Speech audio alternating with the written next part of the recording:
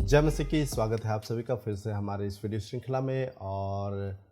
हम पिछले वीडियो से हमने देखना शुरू किया था कि हम क्या कुछ बातें हैं जो अनुप्रयोग में ला सकते हैं, व्यवहार में ला सकते हैं, तुरंत लागू कर सकते हैं। हमने वचन के भाग को देखा, उसको समझा, और फिर हमने पिछले वीडियो से देखना शुरू किया था। पिछले वीडियो में हमने मूल रूप से देखा था कि उसकी महत्वपूर्णता क्या है, सेक्स की महत्वपूर्णता क्या है, यौन संबंध का महत्वपूर्णता क्या है, और उससे अलग अलग खंड के लोग है ना, जो विवाहित लोग हैं वे क्या लागू कर सकते हैं, जो अविवाहित है वे क्या लागू कर सकते हैं, जिनके साथ दुर्व्यवहार हुआ है, जिनका शोषण हुआ है, वे इसमें से क्या सीख सकते हैं, और जो अपने अतीत में या फिर अपने भूतकाल में बहुत अच्छा निर्णय नहीं ले पाए हैं, गलत निर्णय उन्होंने लिया है और वे इस पाप में पड़े हैं, और वे क्या सीख सकते हैं, कैसे इसमें से बाहर आ सकते हैं, इन सारी बातों को हमने देखा था। इस वीडियो में हम मूल रूप से देखेंगे कि समलैंगिकता का जो विषय है, इसके बारे में कई सारे लोगों के पास सवाल है, जवाब से ज़्यादा सवाल है। हम देखने की कोशिश करेंगे कि इसके बारे में हम क्या सीख सकते हैं, क्या जान सकते हैं, क्या समझ सकते हैं। तो हम देखेंगे आइए कि समलैंगिक लोगों के प्रति मसीहियों का या फिर ईसाइयों का दृष्टिकोण क्या होना चाहिए, हमें उन्हें कैसे देखना चाहिए। क्योंकि हम भारतीय परिवेश में हैं, तो यहाँ के हिसाब से यदि देखें तो शायद उतनी अधिक चर्चाएं हम नहीं देख पा रहे हैं, लेकिन भी फिर भी पश्चिम से ये जो अकल्पनीय प्रवृत्तियां हैं ना, जिसकी हम पहले कल्पना भी नहीं कर सकते थे कि इस प्रकार की भी बातें हो रही है, या फिर क्या ये एक गर्म मुद्दा है, ये अकल्पनीय प्रवृत्तियां भी इनका तेज़ी से आगमन हो रहा है भारतीय पृष्ठभूमि में भी, भारत देश में भी। और इसके बारे में हाल ही के समय में काफ़ी अधिक चर्चाएं शुरू हो चुकी है, और इसके क्षेत्र में लोगों को काफ़ी असमंजसता भी है। तो इस परिस्थिति में जब संसार के लोग जब अलग अलग तरीके से दृष्टिकोण को बदलने का कोशिश कर रहे हैं, अपने व्यवहार को बदलने का कोशिश कर रहे हैं, हम जो मसीह हैं इसका या फिर बाइबल का इसके बारे में क्या दृष्टिकोण है, ये हम कैसे समझ सकते हैं। तो मूल रूप से हमारा लक्ष्य ये होना चाहिए कि हम पाप से नफ़रत करें और पापी से प्यार करें, है ना। हमें पाप से नफ़रत करना है और पापी से हमें प्यार करना है ना। इससे हम विस्तार में आगे और भी देखेंगे कि कैसे हम इसे व्यवहारिक तौर से लागू कर सकते हैं। विवाह के दायरे के बाहर किसी भी तरह के यौन संबंध, चाहे वो समलैंगिक हो या विषमलैंगिक हो, ये पाप है ना। मैंने आपको समलैंगिक विषमलैंगिक के बारे में बताया था। समलैंगिक यानी स्त्री और एक स्त्री दोनों के बीच का संबंध, या फिर एक पुरुष और एक पुरुष, दो पुरुषों के बीच का संबंध, यौन संबंध, इसे हम समलैंगिक संबंध कहते हैं। और विषमलैंगिक यदि कहे तो ये स्त्री और पुरुष का यौन संबंध है, या फिर एक पुरुष और स्त्री का यौन संबंध के बारे में कहा जा रहा है। तो विवाह के दायरे के बाहर ये किसी भी प्रकार का हो, है ना, चाहे ये दो पुरुषों के बीच में है या दो स्त्रियों के बीच में हो, या फिर स्त्री पुरुष के बीच में हो, दायरे के बाहर ये सभी पाप हैं, है ना। दूसरे सभी प्रकार के यौन संबंध को अनैतिक माना गया है और वे बाइबल की शिक्षा से बाहर है। तो सिर्फ एक ही सही या फिर अनुमति प्राप्त जगह जिसे इसे महत्व दिया गया है, या फिर जिसे इसे जहाँ इसे शुद्ध माना गया है, जहाँ पे इसकी सराहना की गई है, तारीफ़ की गई है, वो दरअसल में विवाह के दायरे के अंतर्गत है। जब हम विवाह के संबंध में वाचाकृत होते हैं, किसी के प्रति प्रतिबद्ध होते हैं, तो साथ ही साथ हम इस संबंध का भी आनंद उठाने के लिए परमेश्वर हमें मुक्त करते हैं, आज़ाद करते हैं, हम इसमें से शामिल हो सकते हैं। कई बार लोग इस प्रकार से कहते हैं कि यीशु ने समलैंगिकता के बारे में कुछ भी नहीं कहा, इसके विरुद्ध कुछ भी नहीं कहा। और पौलुस की ये समस्या हम देख पाते हैं, जो इसके बारे में कहता है, बात करता है, बताता है। तो मैं पौलुस की बात को क्यों मानूं, मैं यीशु मसीह की बात को मानना चाहूँगा, उन्होंने कुछ भी नहीं कहा, तो मैं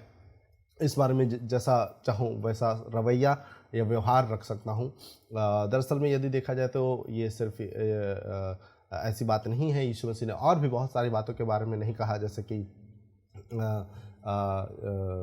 न्यूक्लियर वॉर के बारे में, है ना, परमाणु युद्ध के बारे में यीशु मसीह ने बहुत कुछ भी नहीं कहा, तो उसका मतलब ये नहीं कि वो सही है, ऐसा हम आकलन नहीं लगा सकते हैं या फिर ऐसा हम अंदाज़ा नहीं लगा सकते हैं। और साथ ही साथ हमें ये भी ध्यान में रखना है कि उसने अनैतिक संबंध के बारे में ज़रूर कहा, जैसा कि हम उदाहरण के लिए मरकुस उसके 7वें अध्याय उसके 20 से 23 में पढ़ भी सकते हैं। साथ ही साथ हम देखते हैं, ये भी समझते हैं कि यीशु मसीह के जो सुनने वाले थे, जो श्रोतागण थे, वो पूरी तरह से यहूदी थे और यहूदियों के लिए पुराने नियम में समलैंगिकता के बारे में शिक्षा काफ़ी स्पष्ट थी, काफ़ी कठोर दंड था, है ना, मृत्यु दंड का प्रावधान था। यदि कोई इस प्रकार के संबंध में पकड़ा जाए तो उसे मृत्युदंड उन्हें पथरवा करके मारना था। तो इस कठिन और कठोर दंड की वजह से इस प्रकार की प्रवृत्तियां वहाँ पे नहीं पाई जाती थी, तो ये उनके लिए नहीं था मुद्दा। लेकिन जब हम इसे यहूदी दायरे से बाहर आते हुए देखते हैं, जब पौलुस जब गैर यहूदी पृष्ठभूमियों में जाता है, वहाँ पे सुसमाचार का प्रचार करता है, तो वहाँ पे इस प्रकार की कोई भी शिक्षा नहीं थी और लोग इस पाप में या फिर इस काम में थे और इसे सामान्य रूप से स्वीकार भी किया जाता था, और वहाँ के लोगों को पौलुस इस बारे में चेतावनी देता है। तो ये सब कुछ कहते हुए मैं ये कहना चाहूँगा कि जो समलैंगिक यौन संबंध है वो पाप है और बुरा है, और उसके बचाव में या इसे कहीं भी मोड़ने या तोड़ने मरोड़ने का कोशिश नहीं करना चाहिए। हालांकि उन लोगों के बारे में क्या जिनके अंदर समलैंगिक आकर्षण है ना, जो कोई एक लड़का है जो दूसरे लड़के के प्रति यौन रूप से आकर्षित है, तो ऐसे लोगों के बारे में, या फिर जो लड़की है वो दूसरी लड़की के प्रति यौन रूप से आकर्षित है, तो उसके बारे में हम क्या कह सकते हैं, क्या समझ सकते हैं। तो यह हम समझे कि समलैंगिक आकर्षण कभी कभी मनुष्य के पतित या पापी होने का परिणाम है। हम जानते हैं कि अब आदम और हवा के बाद हम सभी ही पतित हैं, पापी हैं, और कुछ लोगों में ये जो पाप है ये इस प्रकार से खुद को उजागर करता है, जैसे कुछ लोगों को नशा करने का प्रवृत्ति होता है, कुछ लोगों का जुआ खेलने का प्रवृत्ति होता है, कुछ लोगों की झूठ बोलने का प्रवृत्ति होता है, और अलग अलग प्रवृत्तियां हैं। उसी प्रकार से कुछ लोगों के अंदर जो प्रवृत्ति होती है वो इस गलत यौन आकर्षण के रूप में खुद को उजागर करता है या फिर अपने आप को प्रकट करता है। तो ये पतित मनुष्य के पतित होने का या पापी होने का परिणाम है। कुछ मामलों में यह एक ऐसी बात है, एक ऐसा मुद्दा है जिसे प्रार्थना और छुटकारे के माध्यम से ठीक किया जा सकता है, इसमें से बाहर आया जा सकता है, और ये एक प्रकार का इसमें से हमें चंगाई मिल सकता है या फिर इसमें से हमें छुटकारा मिल सकता है। अन्य कुछ लोग हैं जो इस प्रकार का प्रवृत्ति जिनके अंदर होता है, उनमें से कुछ अन्य लोग होते हैं जिनके बचपन में उनके साथ दुर्व्यवहार किया गया है, जिसके परिणाम स्वरूप वे इस संघर्ष में पाए जाते हैं, और उनके साथ यौन शोषण होता है, जिसकी वजह से इस प्रकार की प्रवृत्तियां उनके अंदर बढ़ती हैं, और इस प्रकार के प्रवृत्तियों के साथ ही वे बढ़े होते हैं, और ये जो प्रवृत्तियां हैं जाती नहीं हैं, उनके साथ बरकरार रहती है, और वे समान लिंग के प्रति ही शारीरिक रूप से या फिर यौन रूप से आकर्षित होते हैं, और ये उनके साथ किए गए दुर्व्यवहार का परिणाम है। और यदि आपके साथ ऐसा हुआ है तो मुझे दुख है इस बात का, आपके साथ ऐसा नहीं होना चाहिए था, और लेकिन इस वजह से यदि आप ये संघर्ष कर रहे हैं और यदि आपके साथ ऐसा हुआ है तो इसमें आपकी कोई गलती नहीं है, और जो कुछ भी हुआ है उसके कारण परमेश्वर आपसे नाराज नहीं है। हालांकि इसी प्रकार इस बात को एक ढाल बनाकर, क्योंकि आपके साथ ऐसा हुआ है, आप इस विद्रोह के जीवन शैली में आगे जारी ना रहे, आप उसमें से मन फिराएं और पश्चाताप करें, और परमेश्वर जरूर आपको माफ़ करना चाहता है, उसमें से आपको बाहर लाना चाहता है। यदि आपको लगता है कि उपचार और छुटकारा पाने का कोई गुंजाइश या संभावना नहीं है, तो बाइबल अविवाहित रहने के माध्यम से इस पीड़ा से या फिर इस संघर्ष से बाहर आने का एक रास्ता भी हमें देती है। यदि आपको चंगाई नहीं मिलती है, छुटकारा नहीं मिलता है किसी भी कारण से, यदि आप ये पाप के स्वभाव के कारण से या फिर पाप की वजह से इस प्रकार की प्रवृत्ति आपके अंदर है, या फिर दुर्व्यवहार आपके साथ हुआ, आपका शोषण हुआ है जिसकी वजह से इस प्रकार की प्रवृत्ति आपके अंदर है, जिस भी कारण से ऐसा हुआ हो, आप इसमें से बाहर आ सकते हैं, और आपको इसी विद्रोह में चलते रहने का, आगे बढ़ते रहने की ज़रूरत नहीं है। उसी विद्रोह में आपको आगे बने रहने का ज़रूरत नहीं है, आप इसमें से ज़रूर बाहर आ सकते हैं। तो हम देखते हैं कि एक विकल्प क्या है इसमें से बाहर आने का या फिर इस संघर्ष में से बाहर आने का, कि आप अविवाहित रहें। कुछ लोग इसे ब्रह्मचर्य के रूप में भी कहते हैं, जहां आप जीवन भर किसी से विवाह नहीं करने का आप निर्णय लेते हैं और इस प्रकार से आप अपने आप को अकेले रख करके इसमें से बाहर रखते हैं, है ना। पहला कुरिन्थियों उसका 7वें अध्याय में पौलुस कुछ चेतावनी के साथ हमें पौलुस के अविवाहित रहने के बारे में प्रति सांस्कृतिक पक्ष भी देता है। कहने का मतलब उस संस्कृति में ऐसा सामान्य था कि आप विवाह करेंगे या नहीं ये एक सवाल नहीं होता था, बस ये सवाल होता था कि आप किससे विवाह करेंगे। मतलब ये सांस्कृतिक रूप से माना गया तथ्य था कि सारे लोग विवाह करेंगे ही, और ऐसे परिस्थिति में पौलुस एक तर्क देता है कि नहीं, यदि जिस किसी को परमेश्वर ने कुछ लोगों को इस जो बुलाहट दिया है, जो वरदान दिया है, उसके अनुसार यदि चाहे तो वे अविवाहित भी रह सकते हैं। तो उनका जो पक्ष था या फिर जो कहना था वो समाज के बिल्कुल ही विपरीत था। आइए हम इसके बारे में देखें, इस वचन को पढ़ें। हालांकि इसके लिए जो पृष्ठभूमि है, पौलुस पहले ही 7वें अध्याय से पहले 6ठे अध्याय के अंतिम भाग में ही वो कहता है, पहला कुरिन्थियों उसका 6 का 18 से 20 में, व्यभिचार से बचे रहो। जितने और पाप मनुष्य करता है वे देह के बाहर है, परंतु व्यभिचार करने वाला अपनी ही देह के विरुद्ध पाप करता है। क्या तुम नहीं जानते कि तुम्हारा देह पवित्र आत्मा का मंदिर है, जो तुम में बसा हुआ है और तुम्हें परमेश्वर की ओर से मिला है? तुम अपने आप के नहीं हो, क्योंकि दाम लेकर मोल लिए गए हो, इसलिए अपने देह के द्वारा परमेश्वर की महिमा करो। ये एक पृष्ठभूमि है और पौलुस यहाँ पे बताता है कि किसी भी प्रकार का व्यभिचार का संबंध है ना, चाहे वो समलैंगिक हो या विषमलैंगिक हो, जो विवाह के दायरे के बाहर है, ये पाप है और ये गलत है, और इस बात को पौलुस पहले स्पष्ट करता है। और पहले कुरिन्थियों के 7वें अध्याय के 6 और 7 पद में कहता है, परंतु मैं जो यहाँ कहता हूँ वह एक अनुमति है, ना कि एक आज्ञा है। मैं नहीं बोल रहा कि आप सभी को ऐसा ही करना चाहिए, एक अनुमति है। मैं यह चाहता हूं कि जैसा मैं हूं, जैसा हम जानते हैं कि वो अविवाहित था उस वक्त, वैसा ही सब मनुष्य हों। पौलुस इस बात की आज्ञा नहीं दे रहा है, इसकी अनुमति दे रहा है, परंतु हर एक को परमेश्वर की ओर से विशेष वरदान मिले हैं, किसी को किसी प्रकार का और किसी को किसी और प्रकार का, है ना। तो पौलुस यहाँ पे ये कहना चाहता है कि जिस किसी को ये वरदान मिला है कि वो अविवाहित रहें, वे अविवाहित रह सकते हैं, उन्हें इस बुलाहट का उन्हें अनुसरण करना चाहिए, और जो समलैंगिक प्रवृत्तियों के साथ जो संघर्ष करते हैं वे उनके पास ये एक माध्यम हो सकता है कि वे इस प्रकार का जीवन जीने के द्वारा वे इस संघर्ष में से बाहर आ सकते हैं। इस प्रकार का जीवन जी करके वो इस संघर्ष में से बाहर आ सकते हैं। कई बार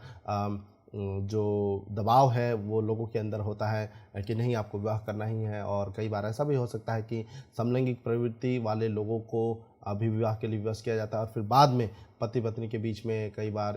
इस प्रकार का स्थिति आन पड़ता है जहाँ पर पत्नी को पता चलता है कि जो पति है वो समलैंगिक है, और फिर एक तरह से आप कह सकते हैं कि वो दोनों के ही जीवन को प्रभावित करता है। तो ऐसे में बेहतर होगा कि आप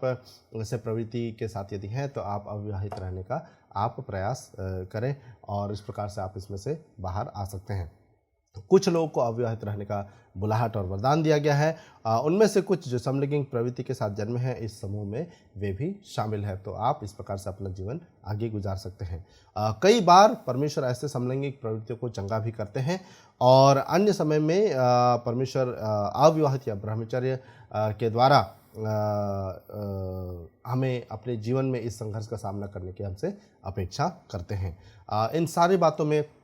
हम ये कहना चाहेंगे कि हम काफ़ी अनुमति की बात कर रहे हैं, लेकिन यदि ये सिर्फ प्रवृत्ति मात्र नहीं है, लेकिन यदि इस प्रकार का कृत्य किया जा रहा है, काम किया जा रहा है, उस समलैंगिक प्रवृत्ति पे आप कदम भी उठा रहे हैं, और आप एक पुरुष होने के नाते एक पुरुष के साथ यदि यौन संबंध बना रहे हैं, या फिर महिला होने के साथ नाते आप दूसरी महिला से यौन संबंध बना रहे हैं, तो ये सारा कुछ निश्चय रूप से किसी भी प्रकार का यौन पाप है वो निश्चय ही एक पाप है। इस बात को भी हमें साथ में लेकर के चलने की ज़रूरत है। इसी प्रकार से पौलुस पहला कुरिन्थियों उसका 7वें अध्याय के 25 पद में एक और अनुमति की बात कहता है। वो कई बार इस अध्याय में हम देखते हैं कि वो कहता है कि ये प्रभु की ओर से तो नहीं है, लेकिन मुझे जो बुद्धि प्रभु ने दिया है उसके अनुसार मैं ये बताना चाहूँगा। तो अपनी व्यक्तिगत सलाह, है ना, प्रभु की तरफ से तो नहीं लेकिन व्यक्तिगत सलाह वो देता है, और इस प्रकार से वो कहता है कि कुंवारियों के विषय में प्रभु की कोई आज्ञा मुझे नहीं मिली, परंतु विश्वास योग्य होने के लिए जैसी दया प्रभु ने मुझ पर की है उसके अनुसार मैं सम्मति देता हूँ, या फिर सलाह देता हूँ, या फिर मैं ये परामर्श देता हूँ कि तुम्हें इस प्रकार से करना चाहिए। तो हम यहाँ पे देख सकते हैं कि पौलुस अनुमति दे रहा है कि यदि कोई अविवाहित रहना चाहता है, अकेले रहना चाहता है,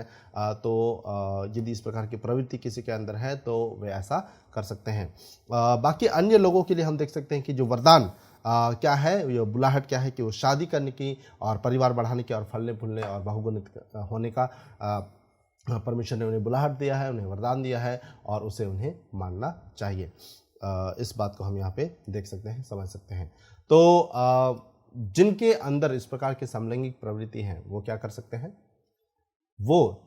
ब्रह्मचर्य या फिर अकेले रहने के द्वारा या फिर अविवाहित रहने के द्वारा इस संघर्ष का वे सामना कर सकते हैं। उन्हें ज़रूरी नहीं है कि क्योंकि समाज का कहना है या फिर ये बात स्थापित है या फिर ये शर्म की बात है तो उन्हें शादी करना ही है, उन्हें विवाह करना ही है। नहीं, वे अविवाहित रहने का चुनाव कर सकते हैं और इस प्रकार से वो बाकी पारिवारिक जिम्मेदारियों के बगैर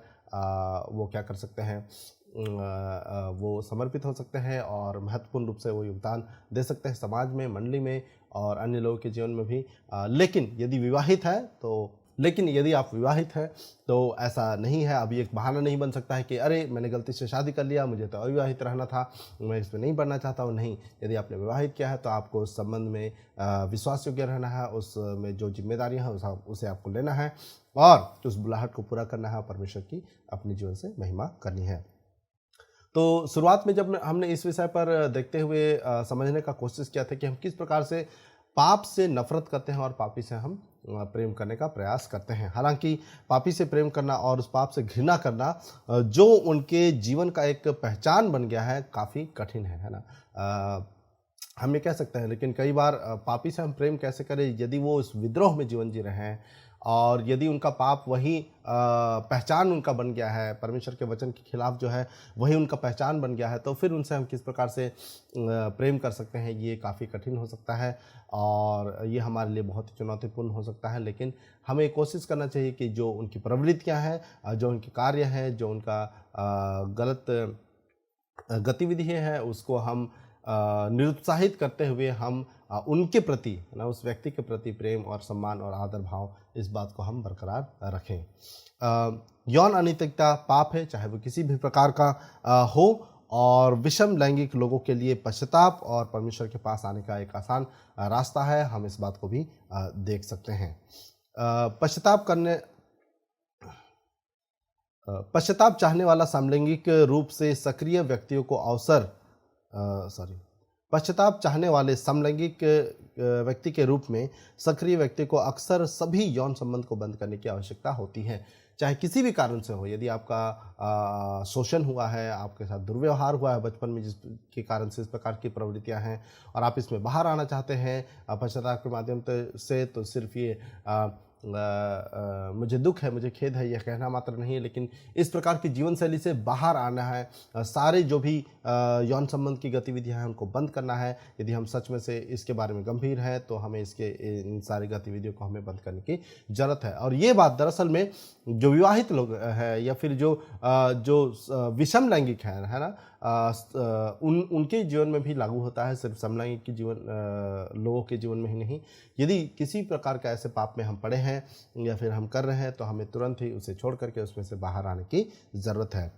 तो जो समलैंगिक प्रवृत्ति वाले लोग हैं उनके लिए क्या है, एक विकल्प है कि वे अविवाहित रह सकते हैं और साथ ही साथ वे परमेश्वर के द्वारा चंगा किए जाने की आशा भी कर सकते हैं, क्योंकि कई लोग ऐसे हैं जिन्होंने इस कदम के बाद है ना, इसमें से बाहर आने के बाद, समलैंगिक प्रवृत्ति को पीछे छोड़ने के बाद एक विषम लैंगिक है ना विवाह में एक खुशनुमा विवाह का उन्होंने अनुभव किया है, एक आनंददायक विवाह का उन्होंने अनुभव किया है। तो ऐसे कई उदाहरण है जो इस प्रवृत्ति से बाहर आकर के सामान्य रूप से वे विवाहित होकर के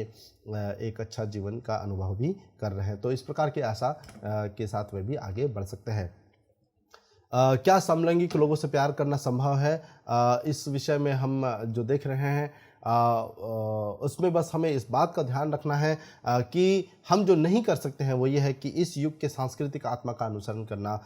जो हम देख सकते हैं कि कई सारे लोग इसको बढ़ावा भी दे रहे हैं, इसको स्वीकार भी किए जा रहे हैं, इसका विरोध नहीं कर रहे हैं। हम उसके साथ सहमत नहीं हो सकते हैं, उनका अनुसरण हम नहीं कर सकते। हमारे लिए जो दायरा है वो परमेश्वर का वचन है, हमारे लिए जो मानक है, जो स्टैंडर्ड है वो परमेश्वर का वचन है। उसके अनुरूप हमारे सोच, हमारी विचारधाराएँ और हमारे नज़रिए होने चाहिए। यह परमेश्वर के बनाए गए क्रम और नैतिक शिक्षा के विरुद्ध है। समलैंगिकता परमेश्वर ने जैसा सेक्स का या फिर यौन संबंध का सृष्टि किया था उसके ये विपरीत है। इस बात को हमें जानना चाहिए और इसे सामान्य न माने या स्वीकार ना करें। बहुत सारे लोग जब इस विषय में आता है तो किसी तरह बोलना नहीं चाहते अपनी बातों को, या फिर वो चुप रहना चाहते हैं और वे इसका विरोध नहीं कर पाते हैं और किसी तरह से बस इसे चुपचाप स्वीकार कर लेते हैं। और हमें ये नहीं करना चाहिए, हमें इसे स्वीकार नहीं करना चाहिए। ये परमेश्वर के वचन के यदि खिलाफ है तो हमें भी इसके खिलाफ होने की जरूरत है। परमेश्वर के वचन के अटल सत्य से समझौता किए बिना हम अपने बाइबल संबंधी दृढ़ निश्चय को कहने से ना घबराएं। फिर से मैं आपको याद दिलाऊंगा कि किस प्रकार से हम व्यक्ति को चोट पहुंचाए बिना उनके जो पापी स्वभाव है या फिर जो पापी काम है उनकी गतिविधियों को हम गलत ठहरा सकते हैं, बुरा बता सकते हैं कि परमेश्वर का वचन इस बारे में क्या कहता है। तो इस बारे में हमें संकोच या संदेह करने की ज़रूरत नहीं है। इसके आगे यदि हम देखें तो समलैंगिक विवाह के संबंध के बारे में हमारा क्या दृष्टिकोण या नज़रिया होना चाहिए। तो हमने अभी तक जो देखा कि समलैंगिक लोगों के लिए किस प्रकार से एक रास्ता ये हो सकता है कि वे अविवाहित रह करके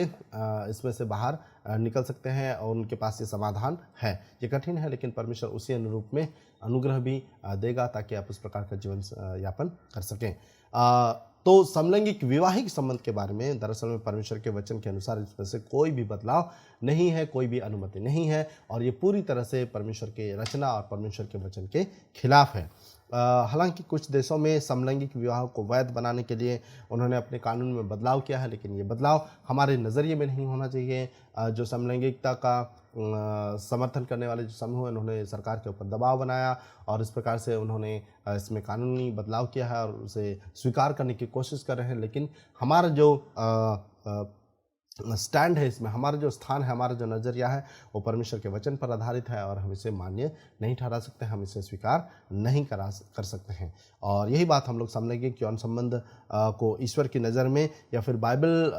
पर विश्वास करने वाली मंडलियों में ने भी इसे मंजूरी नहीं दी है। इस बात को हमें समझना चाहिए। हमें ऐसा नहीं सोचना चाहिए कि ये जो बदलाव है ये पूरे संसार भर में है और हम इससे बच नहीं सकते हैं और हमें भी दूसरे लोगों के साथ जैसा या फिर अन्य समूह के जैसा इसे स्वीकार करने की ज़रूरत है। नहीं, ऐसी बात नहीं है। परमेश्वर का वचन अभी भी इसके खिलाफ है और साथ ही साथ बाइबल पर विश्वास करने वाली मंडली ने भी इसे मंजूरी नहीं दी है। तो बस कुछ कानूनी रूप से इसका प्रावधान किया गया है, उसका मतलब ये नहीं कि आप इसे सही माने या फिर इसे अपना लें। ऐसा बिल्कुल भी नहीं है। जो परमेश्वर के वचन के अनुसार गलत है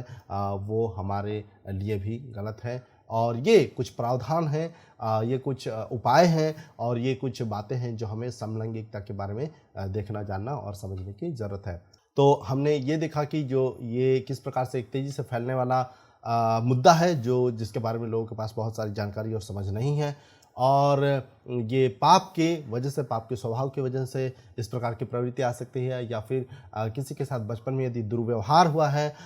यौन शोषण हुआ है तो उसकी वजह से भी इस प्रकार की प्रवृत्ति के साथ वे आगे बढ़ सकते हैं। लेकिन दोनों ही परिस्थिति में बाइबल एक मार्ग उन्हें प्रदान करती है कि वे अविवाहित रह करके परमेश्वर की महिमा कर सकते हैं और उन्हें उसी विद्रोह में या फिर उसी पाप में बने रहना ज़रूरी नहीं है। और ये सिर्फ ये प्रवृत्ति के बारे में या फिर सोच या ख्याल के बारे में नहीं, भावना के बारे में नहीं है, लेकिन हम विरोध कर रहे हैं ऐसे संबंध का जहाँ पे